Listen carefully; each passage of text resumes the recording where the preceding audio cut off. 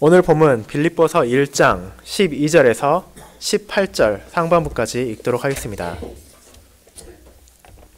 빌립보서 1장 12에서 18절입니다.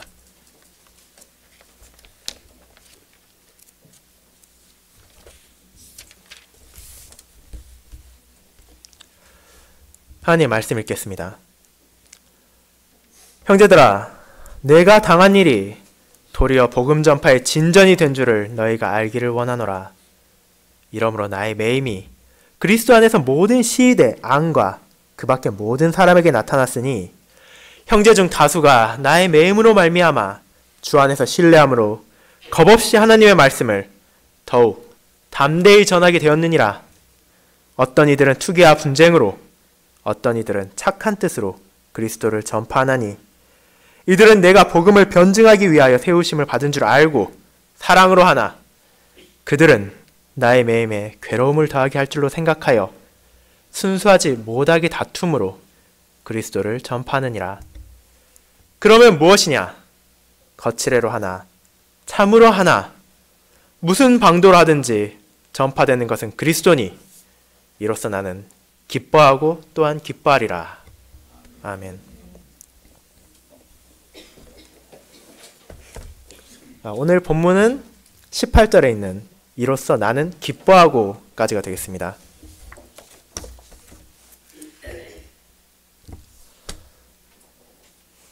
사랑하는 주 예수 그리스도 안에 있는 형제 자매님들, 대부분의 신자들은 감옥과는 큰 연관이 없는 삶을 살아옵니다. 그리고 우리 역시는 마찬가지입니다. 어쩌면 우리는 죄수들의 생활에 대해 TV나 신문 혹은 인터넷 기사를 통해서 피상적으로 접해왔을지는 모릅니다. 하지만 그들이 정말로 어떻게 감옥에서 생각하는지, 감옥에서 살아가는지, 어떻게 시간을 보내는지 진정으로 알고 있다고 말하기는 어려울 것입니다. 우리 자신이 직접 투옥되며 경험하지 않는 한 그것은 가볍게 말할 수 없는 것이기도 합니다. 어느 날 갑자기 여러분이 혹은 제가 감옥에 갇혔다는 가정을 해보시길 바랍니다. 직장과 가정에서 복음을 전파하며 신실한 생활을 하다 경찰에 붙잡혀서 감옥에 갇히게 되었습니다. 그리고 이러한 상황을 염려한 형제와 자매들이 그리고 친지들이 대리인을 통해 자신들의 안부를 전하고 염려를 묻고 선물을 전해주었습니다. 여러분은 이런 때 그들에게 어떤 식으로 반응하며 어떤 내용을 그 사람들에게 전하시겠습니까? 연약한 우리들은 온갖 말을 통해 내가 너무나 억울하고 어떻게든 자신을 이 감옥에서 빼달라는 간청을 할지도 모릅니다. 있는 돈 없는 돈을 다 써서 최고의 변호사를 선임해달라고 부탁할 수도 있으며 세상에 자신의 억울함을 널리 알려서 여론을 통해 사태를 해결하려는 노력을 할지도 모릅니다. 또한 교회 성도들에게 자신 같은 일을 당하지 않도록 몸을 사리며 당분간은 예배를 드리는 것도 조심하라는 경고를 할 수도 있을 것입니다. 이런 태도가 사람들의 일반적인 태도이며 우리가 어려움을 마주했을 때 쉽게 보이는 자세라는 것을 우리는 부정하기 어렵습니다. 하지만 이러한 연약한 우리에게 바울은 어려움을 대처하는 신자의 바른 자세를 보여줍니다. 바울의 서신을 통하여 우리는 어려움 속에서도 같은 신자들을 격려하며 하나님의 섭리를 믿고 의지함으로 기뻐하며 감사하는 믿음을 바라볼 수 있습니다. 그리고 바울은 이를 통해서 먼저는 빌립보에 있는 교회와 그 성도들에게 그리고 그 후에도 믿음을 가지고 살아가는 모든 신자들에게 마주한 어려움을 어떻게 바라보아야 하며 우리가 그런 상황 속에서도 진정으로 추구해야 하는 것이 무엇인가를 알려줍니다.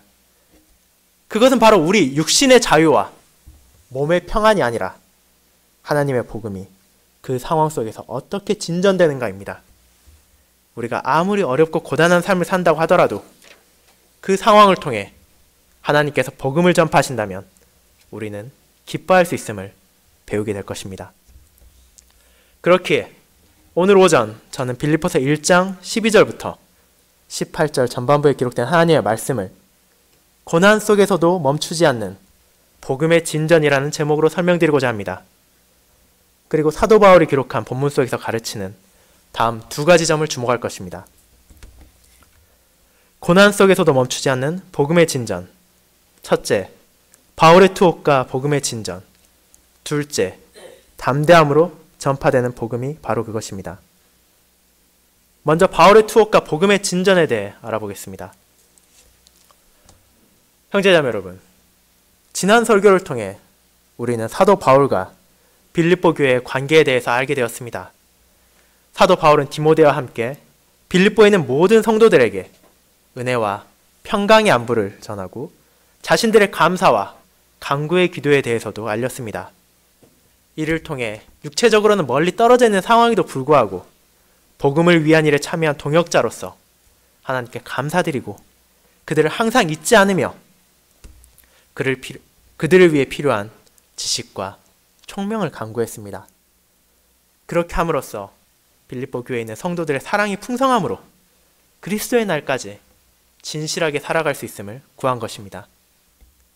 이 모든 것은 사도 자신이나 빌립보 성도들의 개인적 노력만으로 되는 것이 아니라 하나님의 은혜로만 가능한 것임을 우리는 또한 들었습니다. 그리고 이를 통해서 바울이 교회에 보낸 편지의 서문이 끝났습니다. 당시 쓰이던 일반적 편지의 형식을 차용해서 바울은 이 서문을 기록했고 이제는 편지의 본론으로 넘어가게 됩니다.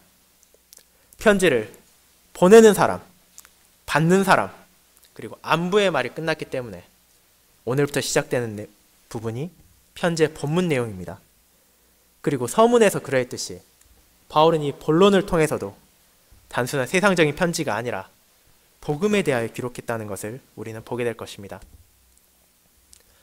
이 편지를 쓰고 있을 당시 바울은 로마에 투옥된 상태였습니다. 감옥에 있는 사도를 염려한 빌립보 교회의 성도들은 에바브로디도라는 사람을 보내어 사도의 안부를 묻고 그를 돕고자 했습니다.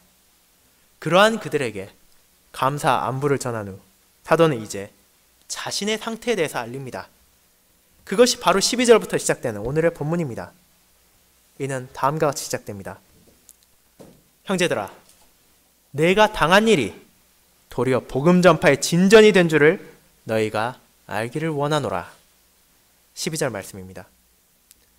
바울은 빌립보의 성도들에게 형제들아, 너희가 알기를 원하노라 라는 표현을 사용합니다. 바울은 종종 다른 서신서에서도 이와 비슷한 표현을 사용했습니다. 로마서에서는 형제들아, 너희가 모르기를 원하지 아니하노니, 또한 고린도전서에서는 형제들아, 너희에게 알게 하노니, 이러한 표현을 통해서 바울은 이후에 중요한 내용이 나온다는 것을 알리고 그 편지를 읽는 사람들에게 주의를 기울이게 하였습니다. 그렇다면 본문에서 바울이 알리고자 한 중요한 내용은 무엇입니까? 그것은 바로 자신이 당한 일, 즉 로마로 가서 투옥된 상황이 복음 전파의 진전이 되었다는 것입니다. 이 편지를 받아본 빌립보 교회의 성도들은 어쩌면 당혹스러워했을지도 모릅니다.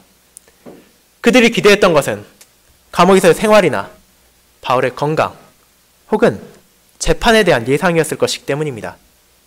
그리고 그것이 일반적인 사람들이 감옥에서 보내는 편지의 내용이기에 복음 전파에 대한 내용의 말을 꺼낸 사도는 그들에게도 놀라움이었을 것입니다. 바울의 투옥으로 인해 빌립보 교회 성도들은 염려하였습니다. 그리고 그 상황에 대해 기도했습니다. 이는 의심할 여지가 없습니다. 하지만 사도는 객관적으로 자신의 상황에 대해 설명하거나 해설하려고 하지 않았습니다. 또한 주관적인 감정으로 자신의 억울함을 토로하려고도 하지 않았습니다. 왜냐하면 그는 어떤 상황에서도 자신이 누구인지를 잊지 않았기 때문입니다. 1절에서 나오듯이 바울은 그리스도의 예수의 종이었습니다. 그리고 또한 주님의 사도였습니다. 자신의 정체성을 감옥에 갇힌 죄인에 두지 않고 그리스도의 종이자 사도로 두었기에 그는 그 자신의 안위, 그 자신의 평안이 아니라 주인의 뜻을 생각했습니다. 주님의 사도로서 그는 예수님의 복음이 온 세상이 퍼져나가는 것을 생각했습니다. 또한 주님의 종으로서 그는 주인의 뜻이 무엇인지를 생각했습니다. 그렇기 때문에 바울은 자신의 상황에 대해 열변을 토하는 대신에 그러한 상황조차도 복음의 진보에 도움이 되었음을 형제들에게 알려줍니다. 여기서 말하는 진보라는 표현, 진전이라는 표현은 과학이나 기술의 진보와 같이 해당하는 것이 더 좋아졌다는 것은 아닙니다. 복음은 이미 온전하며 순전한 것이기에 복음 자체가 더 좋아질 수는 없습니다.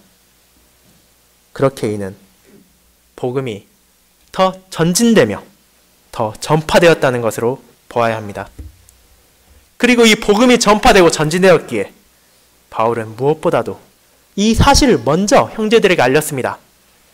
비록 그가 투옥되고 어려운 상황이 있다 하더라도 무엇보다 중요한 것이 하나님의 복음이기에 가장 소중한 것을 알린 것입니다. 사도 바울은 그 복음이 어떤 식으로 진보되고 있는지를 이어서 설명합니다. 13절과 14절을 통해 우리는 복음의 전파에 대해 보게 됩니다. 이러므로 나의 매임이 그리스도 안에서 모든 시위대, 앙과 그 밖에 모든 사람에게 나타났으니 형제 중 다수가 나의 매임으로 말미암아 주 안에서 신뢰함으로 겁없이 하나님의 말씀을 더욱 담대히 전하게 되었느니라. 바울의 매임, 그의 투옥이 온 세상이 드러났습니다. 이스라엘이라는 근동 지방의 작은 나라가 아니라 모든 길은 로마로 통한다 라는 말이 나올 정도로 모든 사람과 물류, 철학과 권력까지도 집중되었던 로마의 투옥됨으로 그의 매임이 모든 사람들에게 신속히 전파되었습니다.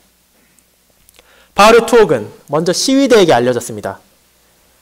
이 시위대는 우리가 쉽게 생각하는 데모를 하며 자신들의 뜻을 관철하기 위해 시위를 하는 사람을 말하는 것이 아닙니다.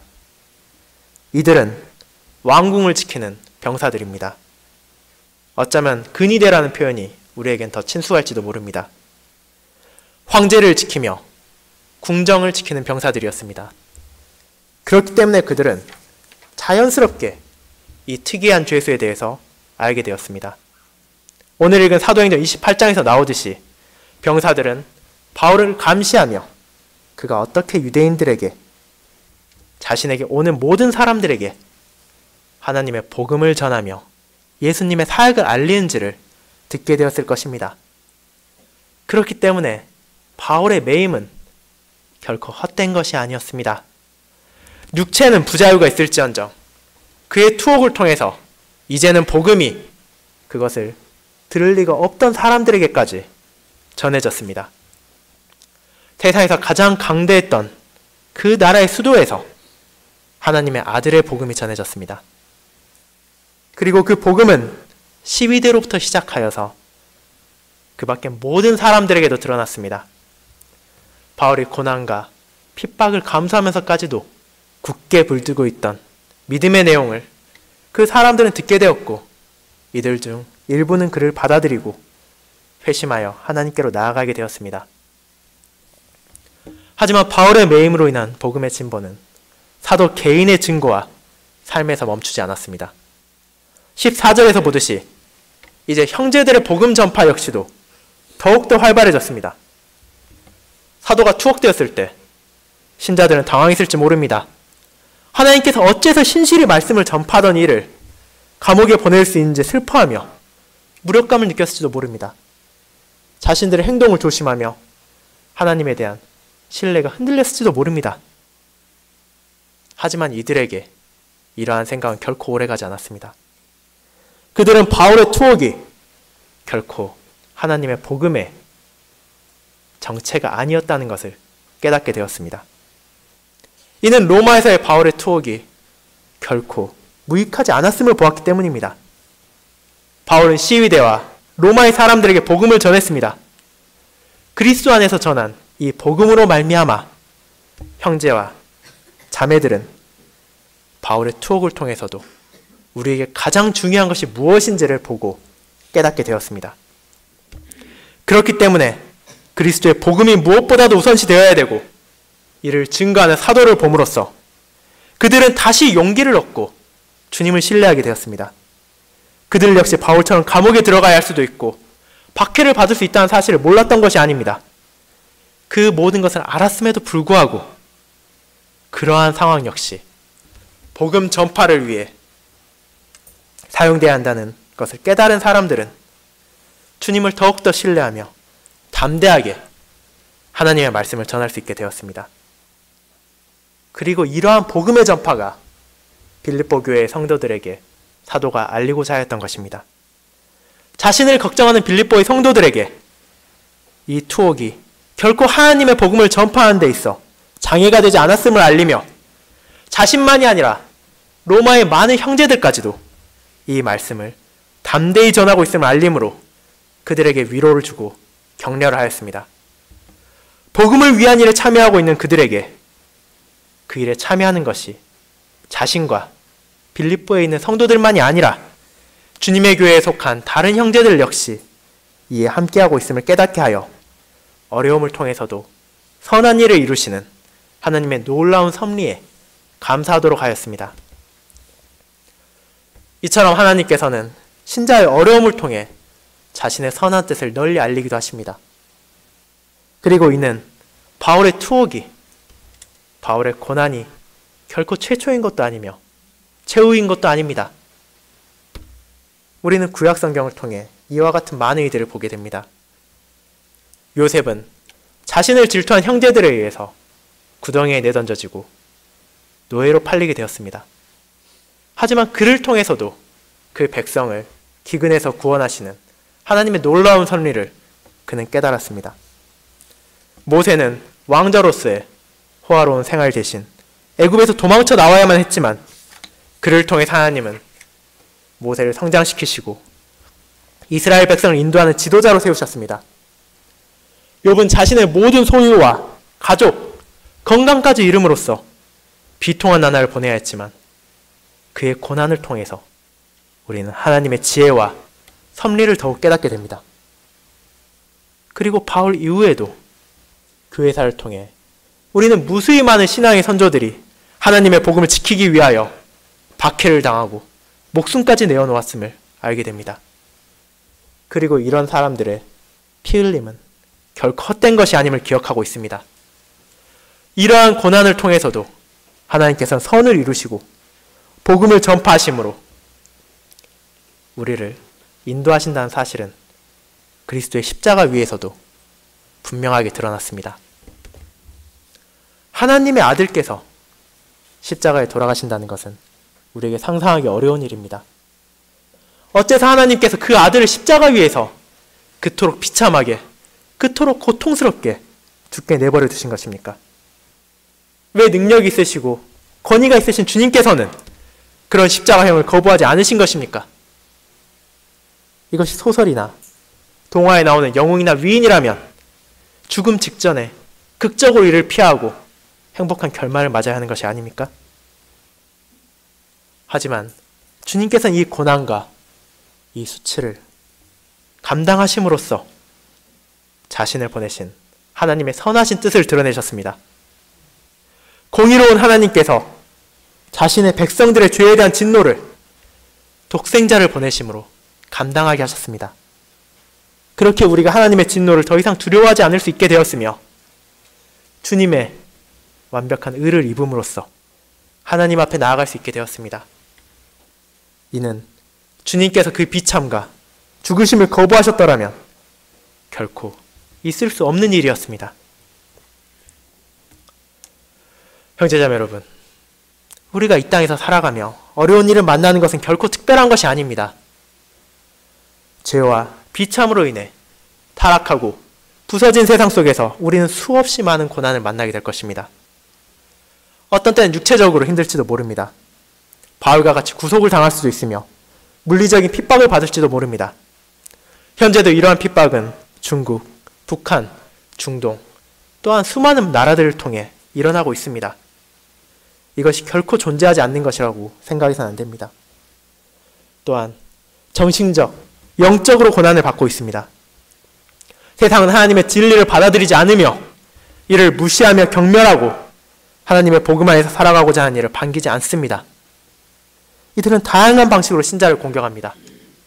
때로는 폭언과 욕설, 경멸과 조롱, 어떤 때는 회유와 유혹을 통해 신자에게 그 진리를 버리고 세상과 타협하며 살아가도록 유혹할 것입니다. 이러한 모든 것과 싸워가는 것은 우리에게 있어 결코 쉬운 일이 아닙니다. 포기하고 싶고 견딜 수 없다는 생각이 치밀어올지도 모릅니다. 그리고 우리가 우리 자신을 중심으로 생각하면, 우리 자신의 능력을 의지한다면 이러한 생각을 떨치기란 쉽지 않을 것입니다. 하지만 바울의 이 서신을 통해 우리가 바라보는 것은 무엇입니까? 우리가 진정으로 바라봐야 할 것은 하나님의 복음이 진전되는 것, 그분의 말씀이 전파되고 세상에 증거되는 것이 우리가 바라봐야 될 것이라는 것을 알게 됩니다. 우리의 고난과 약함 속에서 하나님의 말씀이 증거되고 전파되고 있습니까? 그렇다면 우리는 이를 인내하며 하나님의 섭리에 감사하며 그분께 찬양드려야 할 것입니다. 우리의 삶이 너무나 평온하며 모든 것이 잘 되어가는 것처럼 보이지만 그 속에서 하나님의 말씀이, 신자의 삶이 잊혀져 가고 있습니까? 그렇다면 우리는 이를 회개하고 다시 하나님께 나아가야 할 것입니다. 하나님의 말씀이 잊혀지고 세상과 타협하는 것은 우리의 육체적으로 아무리 편안하고 기쁘고 즐겁다 하더라도 우리가 반성해야 하는 것입니다. 우리는 우리가 받은 소명 속에서, 일과 속에서, 가정과 사람들과 맺는 관계 속에서 하나님의 말씀을 증거하며 세상에 밝히 비춰야 합니다. 그리고 그것이야말로 우리의 육체의 기쁨과 정신적 평안보다도 중요한 것이며, 이를 바르게 이해하고 받아들이고 살아갈 때 우리는 진정한 평화와 진정한 은혜를 누리게 될 것입니다. 그리고 우리는 바울의 이어지는 서신을 통해 어떻게 이러한 상황 속에서도 진정으로 기뻐할 수 있는가를 보게 됩니다. 두 번째, 담대함으로 전파되는 복음에 대해 보도록 하겠습니다.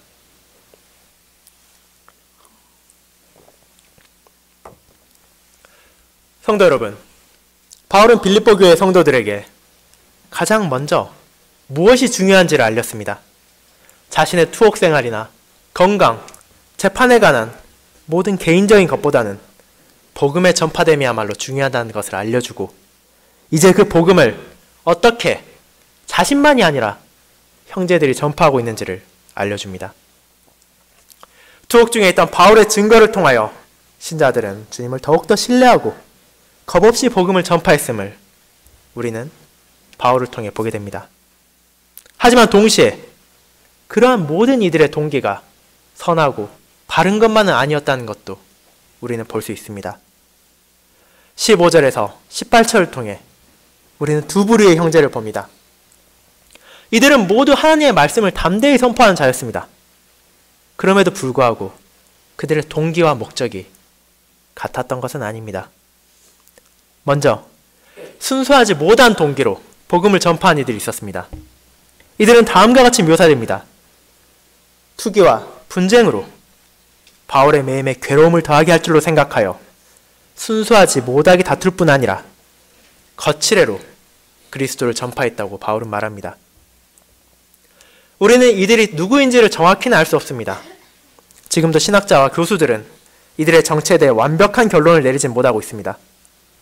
그럼에도 불구하고 많은 학자들은 그들이 바울이 로마로 투옥되기 전부터 그곳에서 복음을 전파하던 봉사자들이라고 생각합니다.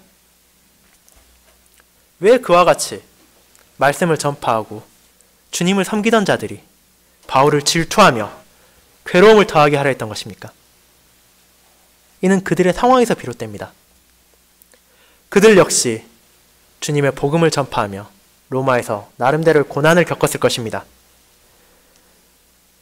그러한 상황 속에서 하나님께서는 은혜를 베푸시고 그들의 사역을 통해 열매를 맺으셨습니다. 그렇게 그들은 로마에서 나름대로 입지를 잡을 수 있었습니다. 복음을 전하는 자로 신자들 사이에서 존경을 받으며 그러한 성과를 이룬 자기 자신을 자랑스럽게 생각하는 마음도 있었을 것입니다. 하지만 그런 그들에게 큰 변화가 찾아왔습니다. 그 변화가 바로 바울의 투옥입니다. 신자들을 핍박하는 데 열성적이었던 이 사람이 이제는 회개를 하고 주님의 말씀을 선포하는 데 전력을 다하고 있다는 사실은 신자들에게도 놀라운 사실이었으며 큰 도전이 되었을 것입니다. 그 바울이 로마로 오게 되었고 로마에 있던 신자들 역시 그를 찾아볼 수 있게 되었습니다. 그것은 분명 로마에 있는 신자들에게 큰 은혜였으며 투옥 중에 바울의 증거를 통해 많은 격려를 얻었을 것입니다. 하지만 일부 지도자들에게 있어 그것은 불편한 일이었습니다.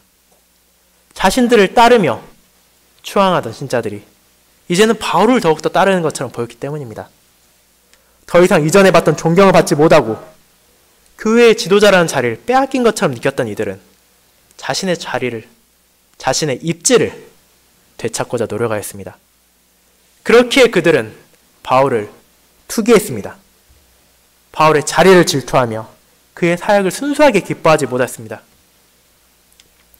자신들의 자리를 두고 다투었으며 거칠애로 복음을 전파했습니다. 그리고 이러한 자들의 사역을 듣는 것은 바울에게도 결코 기쁜 것이 아니었을 것입니다. 하지만 그들은 그러한 불순한 동기와 자기 중심적 생각으로 그리스도를 전파했습니다. 물론 모든 형제들이 이와 같았던 것은 아닙니다. 이들과 대조적으로 그리스도를 전파한 이들이 있었습니다. 그들은 다음과 같이 묘사됩니다.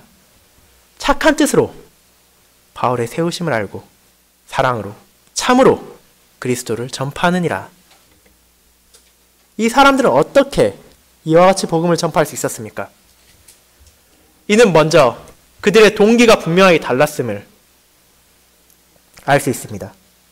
그들은 선한 뜻을 가지고 사역을 했습니다. 투기와 분쟁이라는 자기 중심적 동기가 아니라 자신의 유익이나 명성에 집착하지 않고 하나님의 뜻을 생각했기에 이들의 뜻을 바울은 선하다고 표현합니다. 그들은 또한 주님께서 바울을 세우셔서 복음을 증거하고 복음을 전파하시는 데 사용하셨다는 것을 알고 있었습니다. 하나님께서 세우신 이가 자신들 곁에서 어려움을 이겨내며 복음을 위한 일에 동참하고 있기에 그들은 기뻐하며 사랑으로 이 복음을 전파할 수 있었습니다. 그렇기 때문에 이 복음의 전파는 참된 것이며 진리 안에서 하는 복음의 전파였습니다.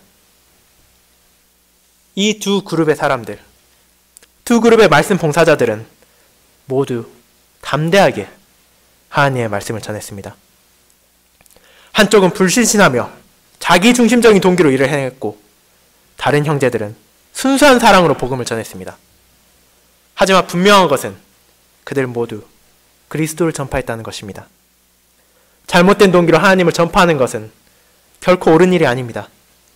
그리고 바울 역시 다른 서신서들을 통해 이러한 것을 경계하며 자신이 순수한 동기로 복음을 전파함을 변호하고 알리기도 했습니다. 자신의 이름이나 자신의 지위나 명성을 위해 복음을 전파하는 것이 결코 아님을 바울은 밝힙니다. 그럼에도 불구하고 바울은 이 서신을 통해 자신의 기쁨을 드러냅니다. 왜 그럴 수 있었습니까? 바울은 순수하게 복음을 전파하고 자신을 사랑하며 자신을 인정하며 말씀을 위해 봉사한 자들에게만 기쁨을 드러낸 것이 아닙니다. 개인적 야심이나 불순한 동기를 가지고 복음을 전파하는 이들이 분명 있음에도 불구하고 그들마저도 하나님의 섭리 안에 있으며 하나님께서 그들을 사용하셔서 복음을 전파하시기 때문에 바울은 하나님의 놀라우신 섭리에 기뻐했습니다. 그들이 자신의 지위나 명성을 깎아내릴지도 모른다는 개인적 근심은 전혀 하지 않았습니다. 왜냐하면 이 모든 것은 바울에게 있어 부차적인 것에 불과하기 때문입니다. 어떠한 방도로든지 그리스도가 전파된다면 바울은 기뻐했습니다. 그리고 이를 통해 바울은 다시 한번 신자가 진정으로 기뻐해야 되는 것이 무엇인지를 빌립보 교회 성도들에게 그리고 우리에게 알려줍니다. 그것이 무엇입니까? 바로 그리스도가 전파되는 것입니다. 바울이 괴로움을 견디며 오히려 기쁨으로 이를 맞이할 수 있으면 이것이 전파되는 것. 이 전파의 내용, 이 전파의 본질인 그리스도에 대해 알았기 때문입니다. 바울이 그리스도를 몰랐더라면, 계속해서 교회를 핍박했다면 그의 생활은 훨씬 편안했을지 모릅니다. 3장에서 설명되듯이 바울은 유대인들 가운데 엘리트라고 할 수 있는 사람이었습니다. 누구에게도 밀리지 않는 조건을 갖췄고 해박한 지식과 뛰어난 교육을 받았습니다. 자신의 육신과 자신의 의로움을 믿으며 하나님 앞에 당당하게 살았던 사람입니다. 교회를 박했던 자신의 열정에 추후의 의심도 없었고 그 모든 것이 하나님을 위한 자신의 봉사라고 생각했었습니다. 하지만 주님께서 그를 부르셨습니다. 그러한 생활이 얼마나 잘못된 것이며 그가 그릇된 확신으로 신자를 핍박하고 있었다는 사실을 깨닫게 하셨습니다. 그의 눈을 가리시고 아나니아를 통해 다시 띄우심으로 바리새인들의 가식이나 거짓이 아니라 주님의 진리로 자신을 바라보게 하셨습니다. 그렇기에 바울에게 있어 이 주님이 전파되는 것은 너무도 기쁜 일이었습니다. 전파되는 말씀을 통해 자신만이 아니라 다른 사람들이 주님께로 나온다는 확신이 있었으며 그러한 이들을 자신의 눈으로도 볼 수 있었습니다. 이러한 주님에 대한 의지와 주님을 믿는 신뢰 안에서 생활했기에 그에게 있어 자신의 육체와 자신의 정신, 그것들의 불편은 사소한 것에 불과했습니다. 자신에 대한 질투와 험담 역시 아무것도 아니었습니다. 그러한 것들을 하나하나 상대하며 자신의 오름을 증거한 대신 바울은 자신의 투옥 생활을 사용하여서 로마에 있는 시위대들과 그 밖에 있는 사람들에게 복음을 전파했습니다. 그리고 그것이 바울의 큰 기쁨이었습니다. 빌립보의 성도들이 복음을 위한 일에 참여함으로써 기뻐했던 것처럼 이제 바울은 로마에 있는 형제들이 복음을 전파함으로 기뻐했습니다. 그리고 이 복음이 자신의 주인이며 전능하신 하나님의 독생자이신 예수 그리스도에 대한 것이기 때문에 개인적인 어려움을 감당하며 하나님께 감사드릴 수 있었습니다. 사랑하는 성도 여러분, 이와 같이 우리는 하나님께서 복음을 전파하시는데 다양한 방법을 사용하신다는 것을 보게 됩니다. 그리고 이 땅에서의 삶에서 우리가 진정으로 바라보아야 하는 것이 무엇인지도 알려줍니다. 우리가 교회사를 살펴볼 때 수없이 많은 굴곡이 있었음을 보게 됩니다. 때로는 이단이 득세하기도 하고 바른 교회가 박해를 당한 경우도 셀 수 없이 많았습니다.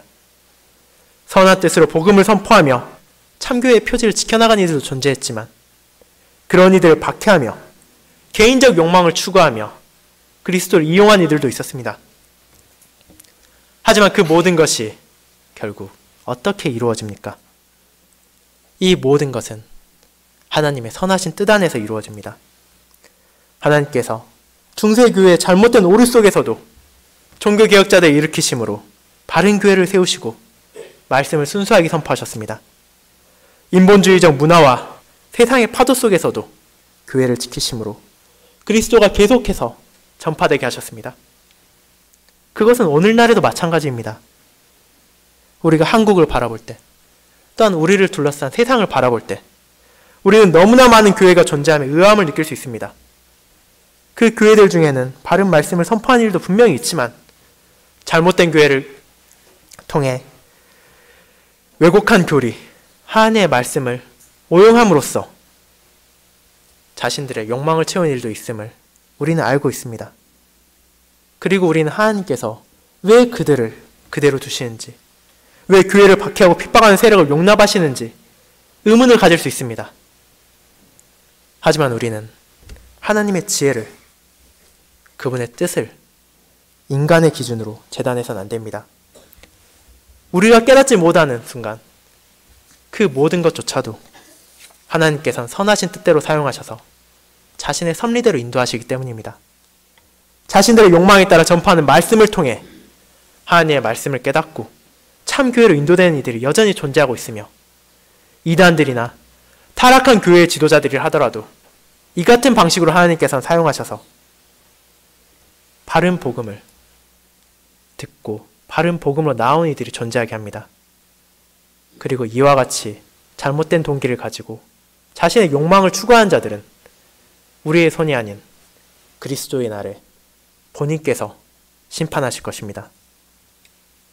그렇다면 우리에게 주어진 것은 무엇입니까?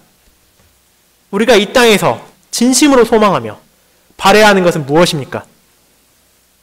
그것은 바로 그리스도가 전파되는 것, 하나님의 말씀이 진전되는 것입니다. 우리에게 어려움이 찾아오더라도, 힘들고 괴로울 때가 있다 하더라도 그리스도가 전파됨으로 우리는 기뻐할 수 있습니다. 세상의 문제와 세상의 공격은 분명 우리를 힘들게 합니다. 이 힘듦, 이 어려움 자체는 결코 선하거나 기뻐할 만한 것이 아님을 우리는 경험하고 있으며 앞으로도 경험할 것입니다. 하지만 그럼에도 불구하고 우리에게 복음이 주어졌습니다. 그리고 그 복음을 우리의 삶과 행동을 통해 전파할 수 있음을 우리는 기뻐해야 합니다. 특히나 개혁교회를 세워가고자 노력하는 우리에게 있어 이는 중요한 가르침입니다. 참된 교회의 표지를 지키며 순수하게 그리스도를 전파하고자 하는 우리를 향한 투기와 공격이 존재합니다. 너희만 교회냐고 조롱하며 우리의 잘못을 어떻게든 찾아내서 비방하려는 공격이 있을 것이며 앞으로도 있을 것입니다. 자신들이야말로 진정한 개혁교회라고 외치는 이들도 나타날 것입니다. 하지만 그런 이들이라 하더라도 하나님께서 자신의 섭리 안에서 그리스도를 바르게 전파하시는데 사용하신다면 우리는 기뻐할 수 있습니다. 이 모든 것은 우리 자신의 명예나 지위가 중요한 것이 아니기 때문입니다. 우리의 감정, 우리의 소유도 부차적인 것에 불과합니다. 사도 바울이 자신에게 진리를 보여주시고 바른 길로 인도해 주신 그리스도로 인해 투옥 중에도 기뻐할 수 있었듯이 같은 주님께서 우리를 자신의 교회로 부르시고 지키시고 돌보고 계십니다. 그리고 이로 인해 우리는 기뻐합니다. 개인적 어려움에도 기뻐하고 순환 속에서도 인내할 수 있습니다. 왜냐하면 우리의 삶의 목적이 그리스도이며 그분 안에서 생명이 있고 그분 안에 위로가 있기에 우리는 그분의 말씀이 전파됨에 기뻐하며 우리의 삶의 원동력을 가지게 될 것입니다. 주님 안에서 이 기쁨을 이 한 주 풍성히 누리시길 바랍니다. 아멘.